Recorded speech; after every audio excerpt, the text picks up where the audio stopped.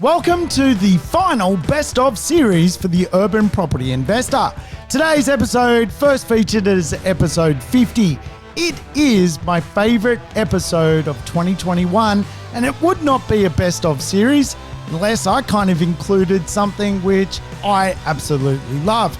I first named this episode How to Create Long-Term Wealth, but I've had to think about it. And it's really about megatrends, especially going into 2022.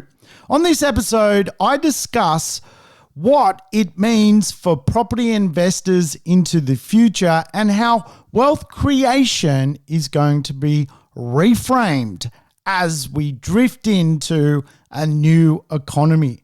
Capital growth is soon going to be very niche once again in real estate. And if you don't follow some of the mega trends that are unfolding at a global scale, you're going to be left behind. COVID-19 has promoted the most profound social and spatial change in living memory. So we are going to need to take on board what is unfolding inside the real estate economy. I'm going to talk to you about how the world is being unpacked in this episode. Now, I guess, look, anyone's been to, Surfers Paradise lately. Holy cow. If you want to take maybe the, gopniks of society and put them in one spot, it would have to be Surfers Paradise. It is one of the weirdest places I think I've ever been to.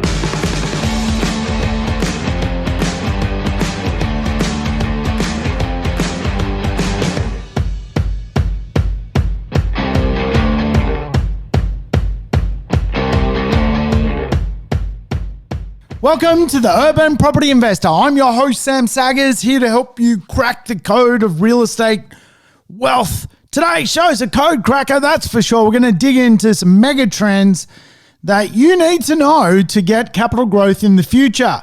Capital growth is going to be niche in real estate, and if you don't start to concentrate on some of the mega trends which are filtering through the globe, I think you're going to be left behind when it comes to getting capital growth from real estate. Today, we're going to analyze some real estate, talk about some mega trends, and tactfully make our way through this thing called wealth creation. And of course, COVID-19 arguably will promote the most profound social and spatial change in living memory. Things are going all sorts of directions, and I want to talk about those directions. I'm a big advocate of discussing urban change, urban landscape change, what is going to be popular, what is not going to be popular. So today's show is certainly a doozy. If it's your first time tuning in, welcome aboard to the Urban Property Investor. I always recommend people play the show in double speed. Get your life back, knock me over in 20 minutes and go and have a fluffy duck. Tell you what, I am doing today's podcast basically like a cripple. I am so sore. Just got back from mountain biking, and I tell you what, it's been a long time between mountain biking drinks, so to speak, about a month, and I am bloody sore. I tell you what, out on the track, I was a disaster. Yes, a dismal performer today. I got overtaken by a mother and her 3 ducklings. 8-year-olds basically overtook me on the track. I was a shameful rider. In fact, my friends have been paying me out all day, but I do advocate I had something wrong with my brake. It was clamping my wheel. So I feel like I've been pedaling uphill. But I guess a lot of people often feel like they pedal uphill, and that's why we talk about wealth. And today's show is very much about wealth, urbanity, transformation, and mega trends. Now, I like to teach 7 plans when it comes to wealth through real estate. Plan number 1, capital growth plan. Number 2, rental growth plan. Number 3, tax minimization plan. 4, debt reduction plan. 5, buying power plan. 6, retirement lifestyle plan, which is things like insurances, wills, and of course, plan number 7, wealth acceleration through the trifecta of real estate, which includes speculation assets, it includes buy and hold real estate, and of course, cash flow real estate or cash flow dividends. So today we're going to pull out a piece of that pie of those 7 big parts of the puzzle. And we're going to talk about capital growth. We're going to talk about really some of the biggest transformations which are occurring, creating capital growth. And really, a lot of it is to do with real estate spatial patterns changing. So we're going to talk about some megatrends. I know on this show over the last sort of 12 months or so, I've covered a few of these megatrends, but we're going to continue to talk about them because they are vitally important to property investors. So some of the mega trends we've done this year or touched on this year have included climate change mega trends and how that affects property investment, the inequality divide occurring in society and how that does affect property investment, technology and the knowledge economy and how that affects property investment. We are going to touch on today megatrend around health and well-being and urbanization.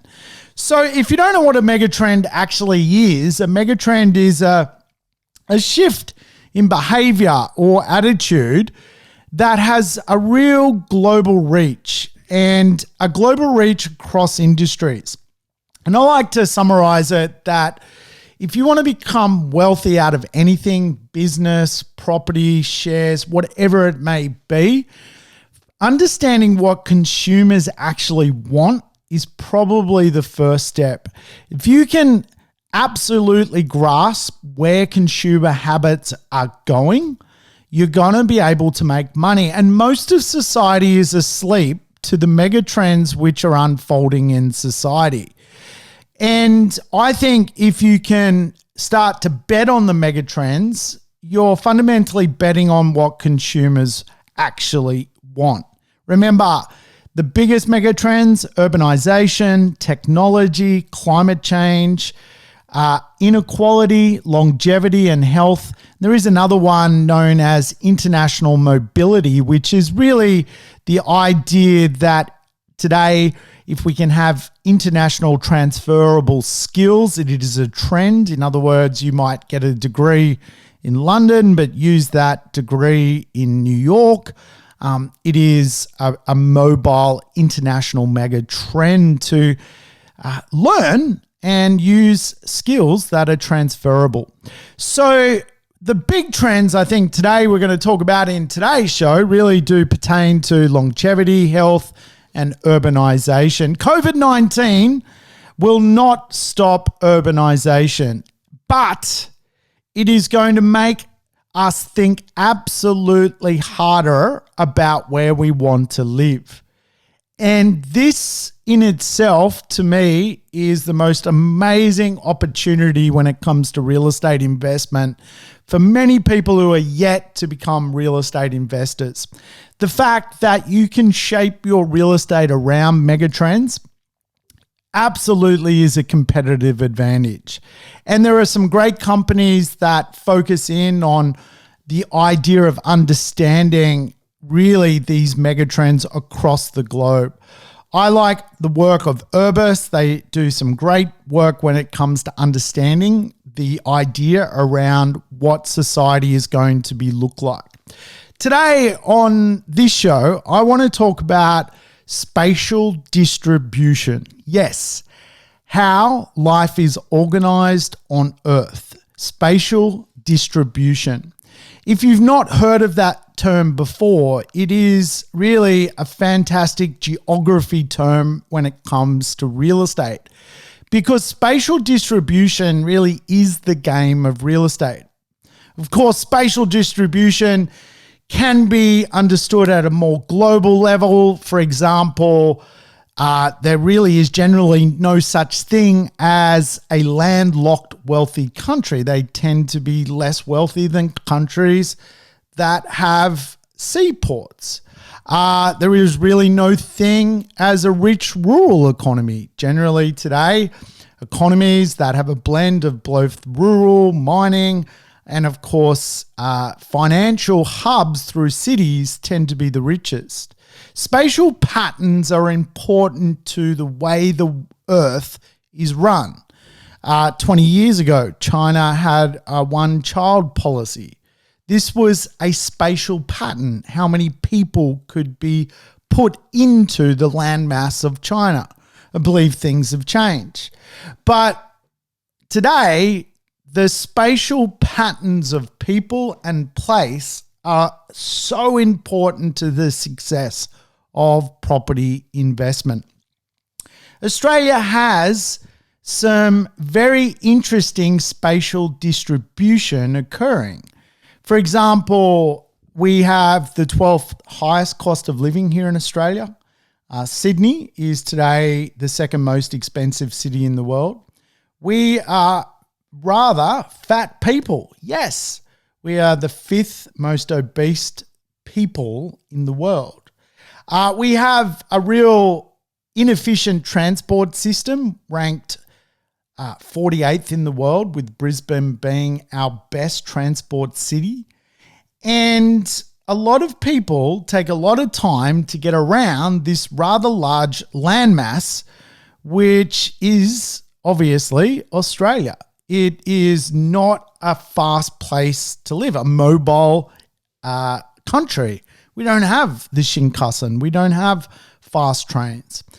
And actually, when we look at what is unfolding as a megatrend, with one of those megatrends being climate change, probably one of the biggest, Australia is actually a market loser when it comes to how carbon is run in Australia. In fact, we are one of the worst carbon emitters in the world, and it's easy to understand why, because Australia has a lot of its economy linked around fossil fuels. We're not Germany, we're not England, and of course, we argue quite strongly in favor of, a balanced approach to all of this kind of stuff, how the world order is organized, spatial distribution.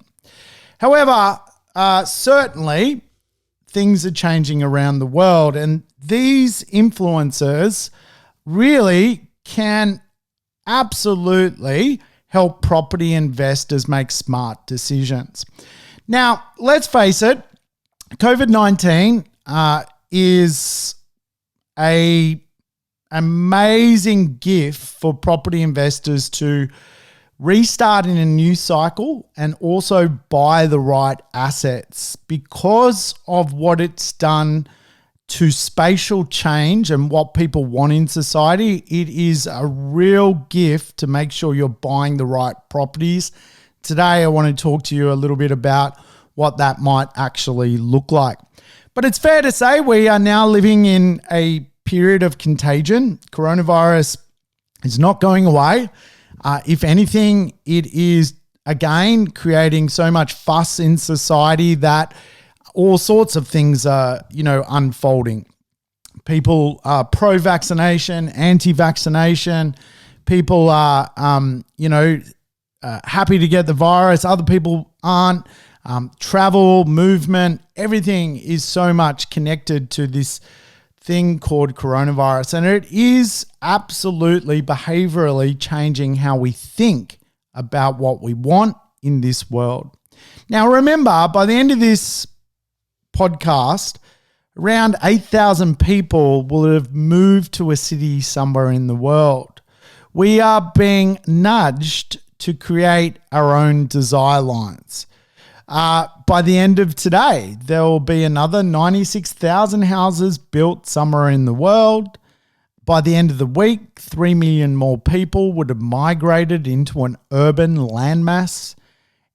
Every 3 minutes and 55 seconds here in Australia, we need a new property to house our population. We are growing. People are having families. People are also trying to, come to this country, and expats are flowing back as fast as they can to once again kickstart Australia. And as we allude to, by mid-century, over 40 million people will live in Australia. It will be around that mark. And of course, coronavirus is meddling with that a little bit.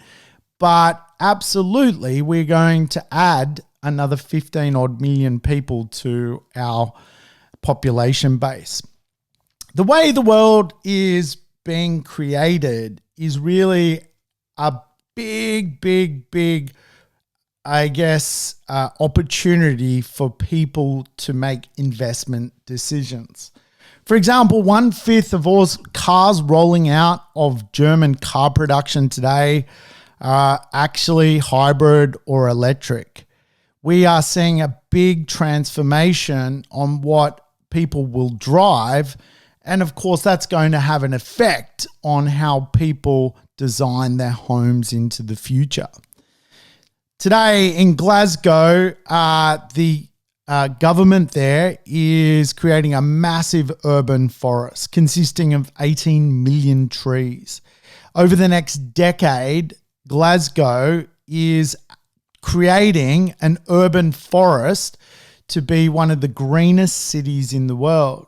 Again, what does that do to the real estate market of Glasgow? All of a sudden, it is the green place to live.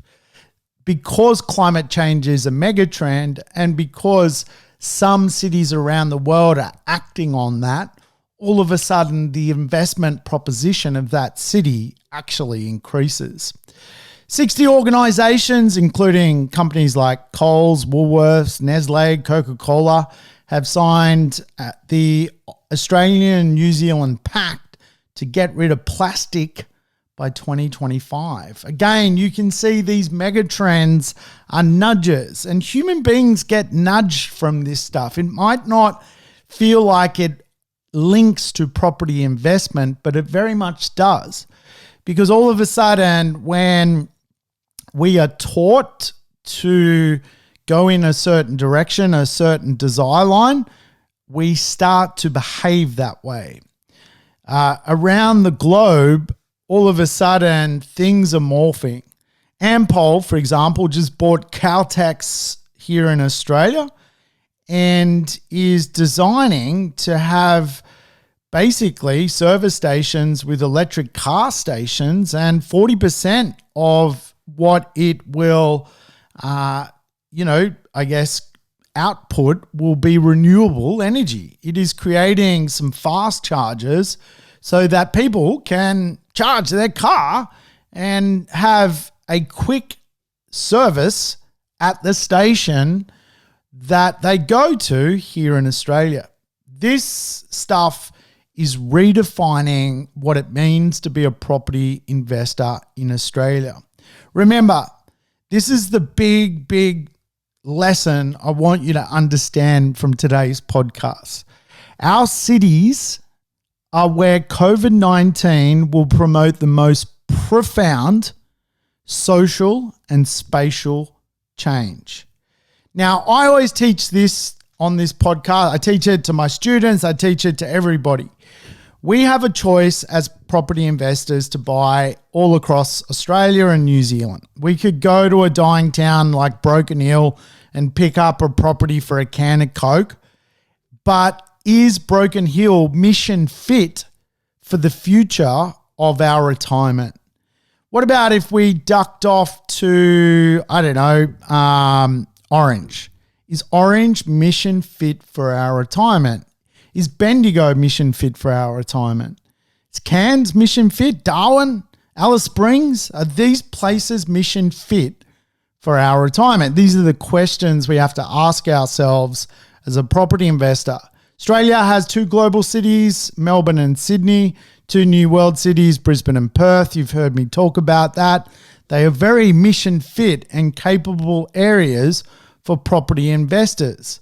We have some smaller cities, Gold Coast, Hobart, Adelaide, Newcastle, Canberra, Toowoomba, Wollongong, Geelong, Launceston. Less mission fit, but potentially if we can buy the right property in the right mission fit suburb, we can do okay from it. So how do we rank a city for future investment?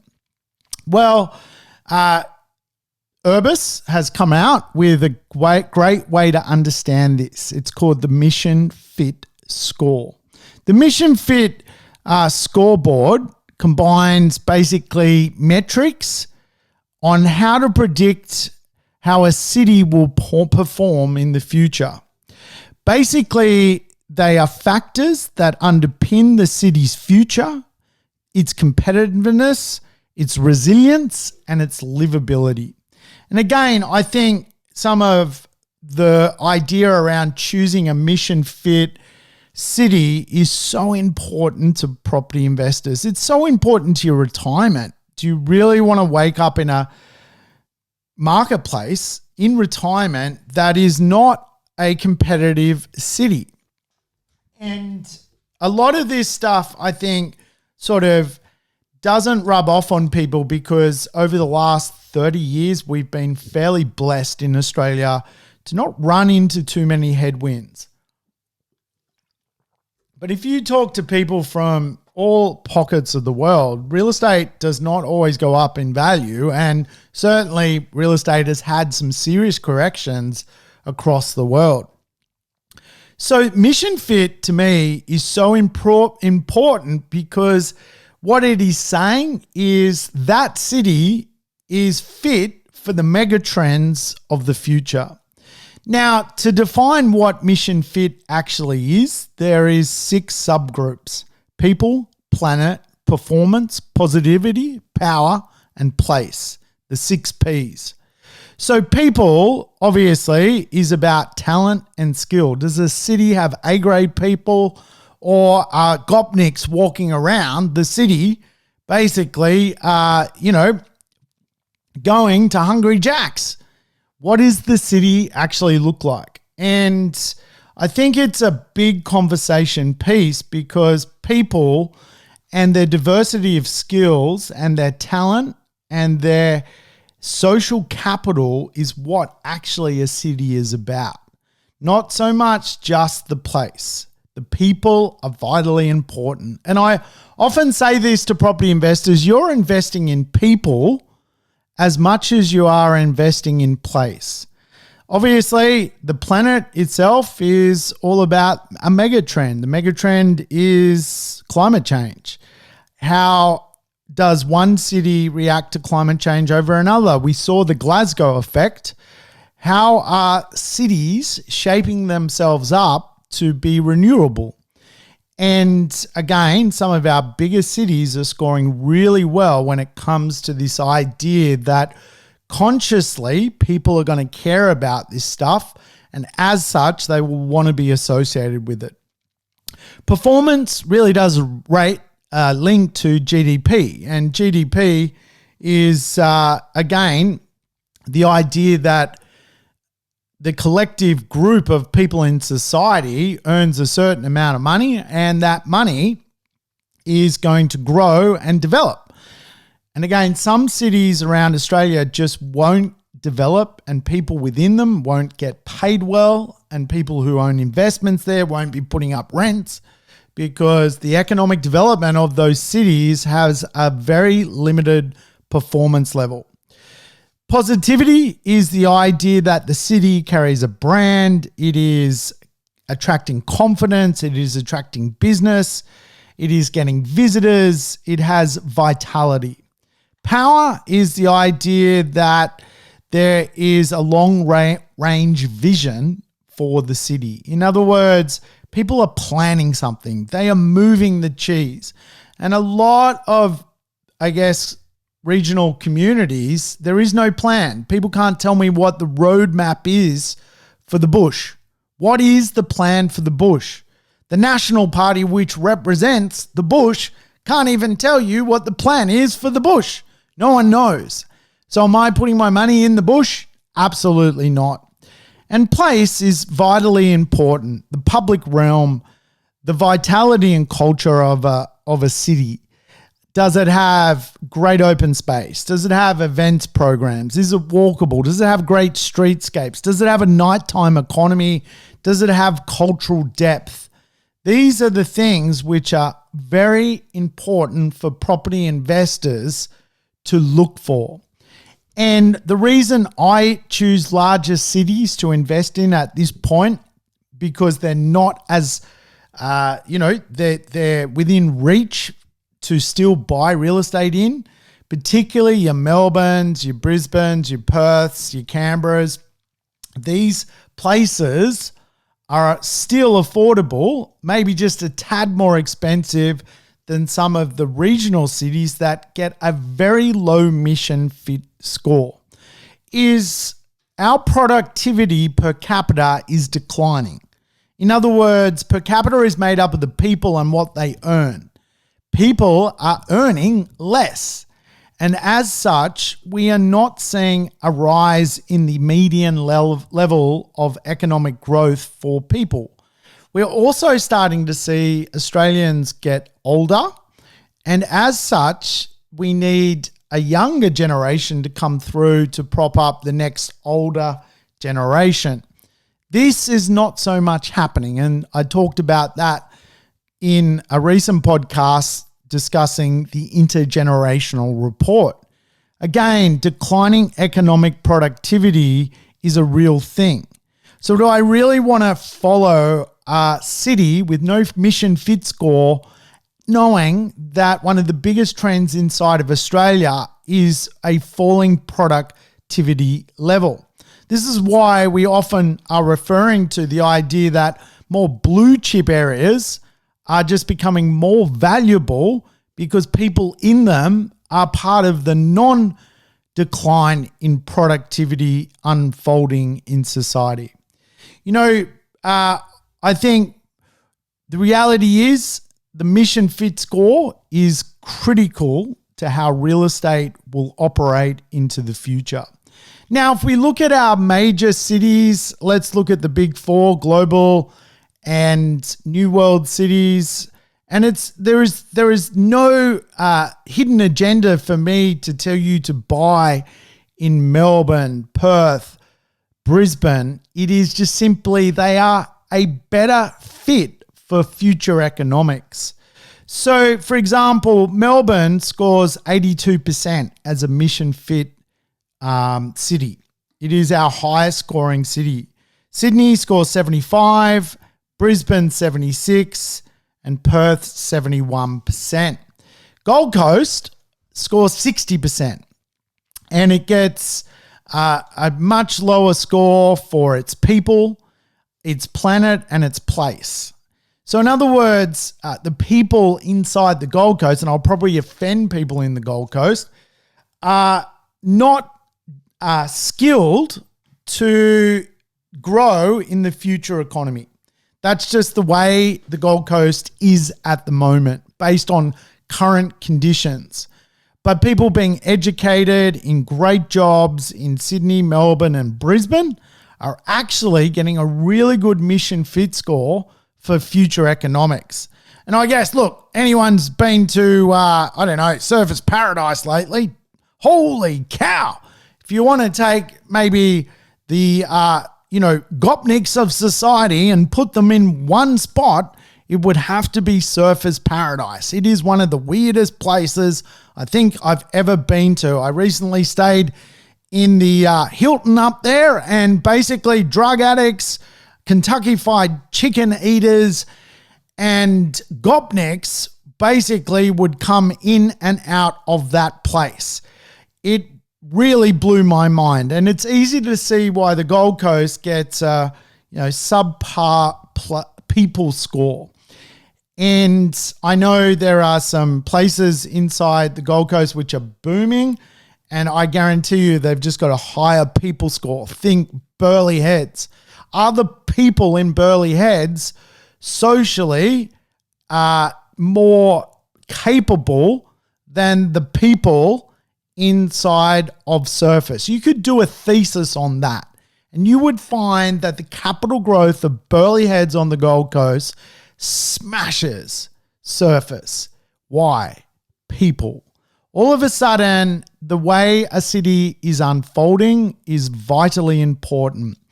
And to put in context, I guess, where Melbourne sits at 82%, London is 81%. This is their future mission fit score.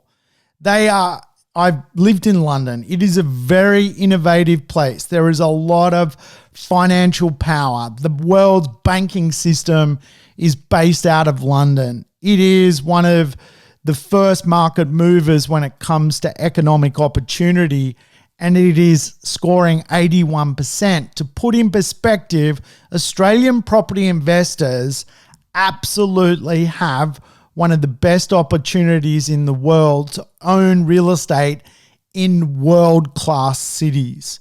Sydney, Melbourne, Brisbane, Perth, based on the mission fit score of being capable for the economy of tomorrow, are well placed. New York scores 75%. Think about that. Sydney scores 75% as well. Brisbane scores 76%. Brisbane is today more mission fit than New York. It's amazing to think like that. And you've got to understand, I guess, the jobs of tomorrow are a lot to do with what is going to be mission fit.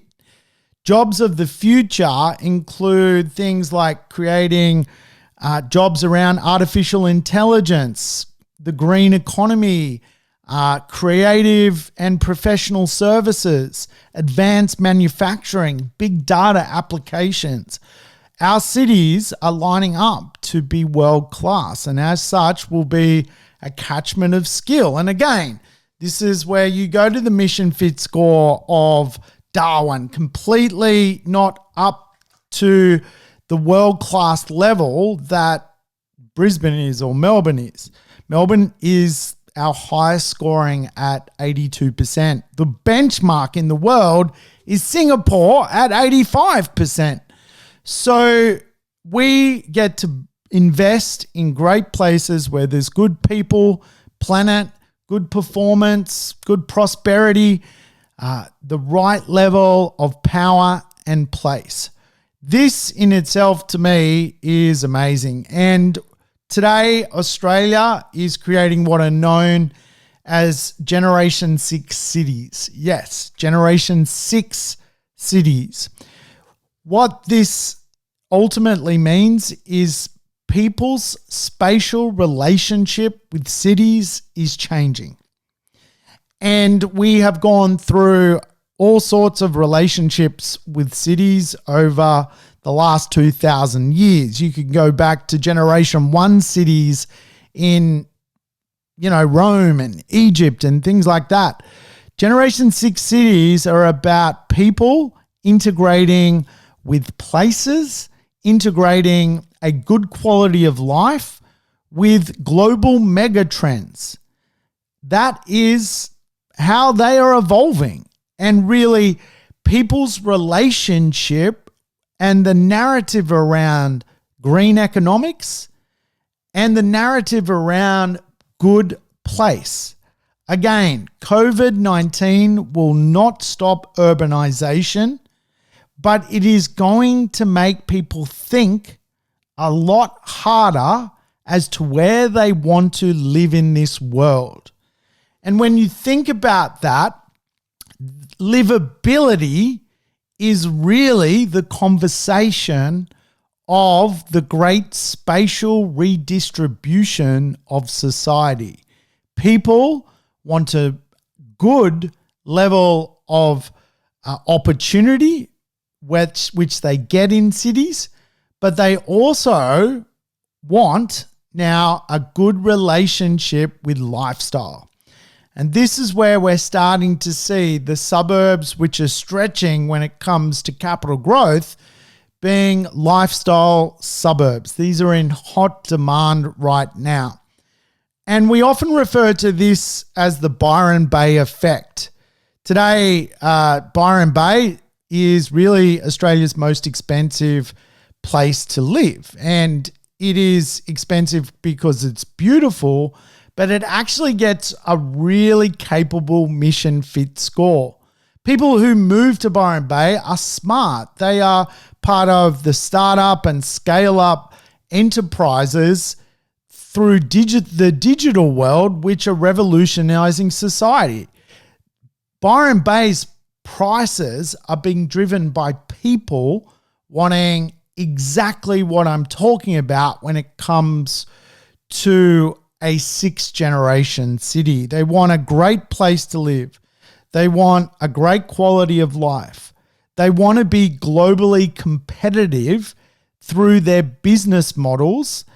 And they're doing that by creating almost like a village of entrepreneurs.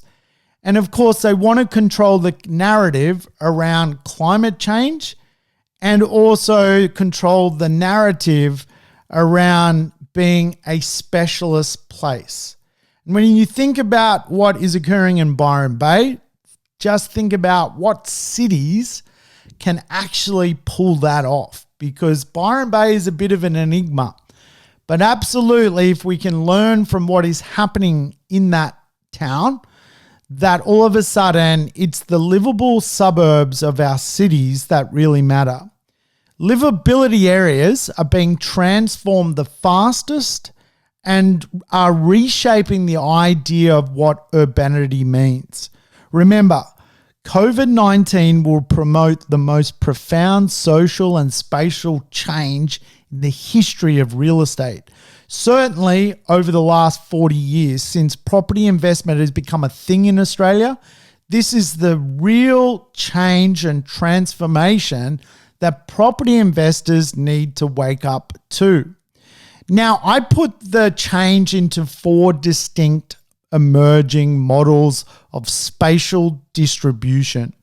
I've talked about them on this podcast before, but I'll remind you of them. The 20-minute neighborhood, 20-minute living, behavioral livability economics, often what I call to as the urban behavioral economy. The humanistic experience. What do people get to do in the neighborhood? Can they cycle? Can they walk? Can they catch a ferry? What is the humanistic experience of living in that suburb? Can they walk down to the park? And the mission fit capabilities of the place and the city. 4 distinct models. 20-minute living, you've got to be able to live, work, and play in the same place and have lifestyle, wellness, and knowledge all within 20 minutes. Think of Byron Bay. It is a 20-minute city. It's a 20-minute town. Behavioral livability economics. The humanistic experience and mission fit capabilities are all what is evolving to find areas in our cities which are going to become valuable. And I'll throw this one out there. Are property markets actually booming, or is it actually livability markets that are booming? Spatial distribution is booming. And all that fundamentally means is people are upgrading their space. They are looking for an area, a 20-minute neighborhood. They're looking for a mission fit suburb. They're looking for behavioral livability. They're looking for humanistic activity. This is exactly what is unfolding inside our property marketplaces. Now, you can go easily and find some scoring when it comes to livability and health for our suburbs. And I'm going to give you an example of where livability is booming. Now, reports have come out of recent time that Sydney is doing 15 to 20% capital growth this year. Over the last 12 months, really since June 2020 to where we are today, we've been in a bit of a quasi-property boom. So it's fair to say Sydney has risen in value. But has every suburb in Sydney risen in value? Well, absolutely not. Let's go and look at some growth statistics of Rooty Hill. Rooty Hill is a suburb in Western Sydney. If you walk through the suburb, there's Gopniks. If you're ever going to be robbed during the day, it's probably going to happen in Rudy Hill. You probably will get rolled if you're wearing a nice pair of Nikes. Some gopnik or icy would love to take them off you. And again, this is a half-star wellness community. Its health and well-being score rating is extremely low. It is basically a have-not part of society. It is a part of society where you would not see a megatrend of people, of place, of prosperity. You would not find critical knowledge workers in Rudy Hill. So what has the growth rate been in Rudy Hill over the last 12 months? Well, the short answer is for houses, 2%. For apartments have gone backwards in a property boom at 1.2%. That is the real example of what I'm talking about. There is no person waking up and going, from a spatial distribution point of view, how the world is unfolding. Spatial distribution is just how the world is organized. No one is going, I want to be organized in Rudy Hill. And as such, we are now seeing two-speed growth occurring. If we go to Manly, which gets a 5-star rating, remember Rudy Hill gets a half-star rating. Manly, of course, everyone's been to Manly Beach. Manly is a great part of Sydney. It is a beautiful lifestyle suburb. There is a lot of livability. It's more expensive than Rudy Hill. Well, let's look at the capital growth over the last 12 months. Houses 16%, apartments 9%. Remember Rudy Hill 2% and basically negative 1%. Look at the last 5 years. The median house price of Manly has risen by 45.9%. Apartments have risen by 38.6%. Rudy Hill lost 13% and apartments have gone up 14%. Big difference in the wealth which has been created from one suburb to the next. The spatial distribution is really what people are wanting. And I'd restate the question, are property markets booming? No. What is actually booming is spatial distribution. Spatial distribution to livable marketplaces. Now, they don't all have to be Manly Beach. Our job as a property investor is to find up-and-coming areas which are going to be influenced by people, planet, performance, positivity, power, and place. Mission fit suburbs. That is our job. And coronavirus has reminded us how livable neighborhoods absolutely matter. And as such, everyone wants a piece of them. They are skyrocketing in value. And I would like to refer to them as doorstep real estate markets. You simply walk out your door and you're in the place you want to be. And think about it this way. If real estate could actually make you live longer or healthier, would you actually decide to buy it? And I think this is really what people are fighting over when it comes to spatial distribution. All of a sudden, the nudge theory of wellness and health and vitality is unfolding inside our cities. People are looking for walkable urbanism. They're looking for green space or open space, tree cover, active transport, how they can get around. People want to be able to walk or cycle to, their local community. And they're looking for access to things like fresh food and markets. And you're starting to see in the most livable suburbs, organic produce markets unfold most weekends. Most people aren't shopping at Coles or Woolworths. They're shopping at organic markets in these places. You're seeing a great divide to where nudge theory is pushing people with less money into fast foods, into an association with alcohol. worse healthcare, worse association with medical. And all of a sudden you're seeing a big divide. And the reason I'm talking about this is you have a choice as a property investor to invest. And the suburb with the McDonald's and the KFC and the Hungry Jacks is going to be cheaper than the suburb with the organic markets. Your job is to find an emerging suburb or a property which you can afford in a place which is going towards megatrends. Megatrends being climate change, megatrends being wellness, megatrends being longevity, megatrends being, the idea around urbanization. Where is the spatial change going to accelerate my wealth the fastest? And again, it's so easy it's a cop-out these days to go and buy a shitter in a suburb that is just, mathematically it works on paper, but you're not drilling down into spatial economics. Now, there are 3 real nudges which I'm seeing unfold inside society. I mentioned these before. Urbanites, they want doorstep real estate. They want to walk out their door and be part of the action.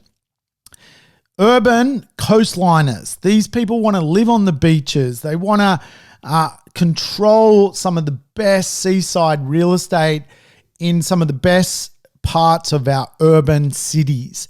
They want to live on the coast. They want to live on the bay. They want to move to that small surf town which has good digitalization and an airport. And we're getting the urban tree changes. They want to live next to the cool parks, the green open space, the national park, or they want to move to some of these semi-rural pockets of society. Again, this is led by the people with money driving change, right? Driving the idea of spatial change. And again, are real estate markets actually going up, or is it spatial change markets which are going up? And I think it's fair to say that people are rediscovering their love with suburbs' natural benefits. If a suburb has a natural benefit or it interfaces with things like active transport, which is just the idea that you do not have to get on a train and go for 2 hours to get home. You can literally grab a bicycle or an electric scooter and zoom home. This is a new way of living. Anyone who's, I guess, had to go on those Lime scooters in certain cities around Australia, they are fun and many people maybe try it once, but for a lot of people, it is becoming a way of life. That's how they now move. They are active. They are actually part of the way society is working. It's a functionality. It is actually a spatial change. They've created their own transportation system. And again, people are wanting to live like that because you're waking up and you're going scootering. You're not waking up and hating life, getting on a bus that you want to shoot yourself in the leg. That is the complete difference of what is unfolding. Remember, the big changes are urbanites wanting doorstep real estate, coastliners or sea change, or urban beaches or urban tree change. These are the big things unfolding. We often talk about this thing called location in real estate. And I think sometimes everyone has a difference of opinion of what a good location is. And for me, it is just about having this mission fit dynamic.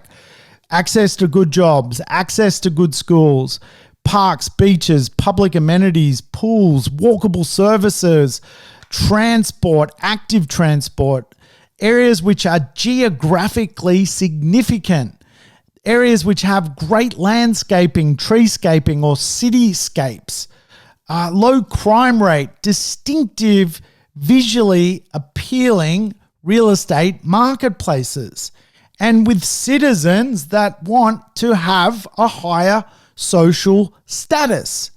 This is, again, the great spatial redistribution of society. All of a sudden, people are confirming the megatrend, which is COVID-19 is not going to stop urbanization. It's simply going to make people rediscover where they really want. Mission Fit Real Estate is designed around megatrends. And when you think about what is unfolding, I think newer properties in old, established, high-performing suburbs are a great bet for property investors. There is a real renaissance unfolding with the active inner ring of our cities and middle ring of our cities, as well as those tree, sea, change marketplaces unfolding. And I know about a year ago when the coronavirus hit and a lot of people decided to take the 40 grand that the government was throwing out to go do a first home, the conversation piece was about, just getting it at all costs. And for many property investors and first home owners, that money has been used and has allowed them to do something they could not otherwise have ever dreamed of. What surprised me about the $25,000 building boost coupled with some state government grants is just how much inequality is real in Australia. That people needed the $40,000 or thereabouts to get into the market in the first place. What that basically taught me was that the megatrend of inequality is even more real. And yes, for a time, people were going so far out of the city to build their dream home. But what is true and what seems to be even more valuable, and when we look at the capital growth figures, the market is booming in Renaissance real estate areas. Sea change, tree change, urban change, middle ring, active inner. It is all ticking a lot of boxes. I particularly like newer properties in older suburbs. Why? Because they are connected to the megatrends that are unfolding around society. Remember, a megatrend is just what consumers want.